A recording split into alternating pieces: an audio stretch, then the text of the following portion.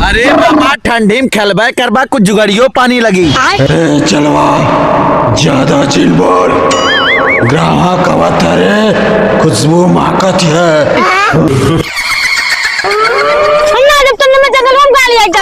चल भी चल चल जंगलों में लल्लन सोखा है, चल तो झरा फुका दी दीना भर पतन कोने की आदमी ते बैठल लाली पानी पानी हो जाए। चल